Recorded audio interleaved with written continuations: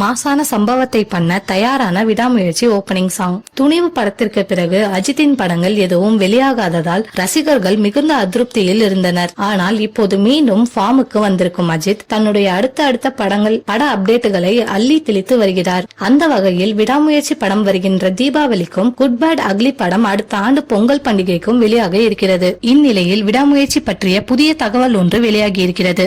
அதன்படி லைகாவுக்கு ஏற்பட்டதாக கூறப்பட்ட சில பிரச்சனைகள் முடிந்துவிட்டதாகவும், எனவே ஜூன் மாதம் விடாமுயற்சி ஷூட்டிங்கை தொடங்கி ஒரே ஷெட்யூலில் முடித்துவிட்டு தீபாவளிக்கு ரிலீஸ் செய்ய படக்குழு தயாராக இருப்பதாகவும் கூறப்படுகிறது.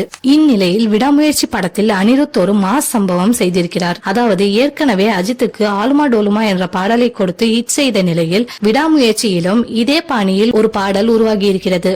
இந்த பாடல் கண்டிப்பாக ரசிகர்களை கவரும் என படக்குழு எதிர்பார்க்கின்றனர். படத்தில் இருந்து நேரடியாக ஃபர்ஸ்ட் சிங்கிளை வெளியிடலாமா என யோசித்து வருகின்றனர். இதனால் ரசிகர்களுக்கு விரைவில் செம்ம மாஸ் குத்து பாடல் கொண்டாட்டம் காத்திருக்கிறது. மேலும் திடீரென அஜித்தின் குட் பேட் அக்லி படத்தின் அப்டேட் வருவதற்கும் ஒரு காரணம் இருக்கிறது.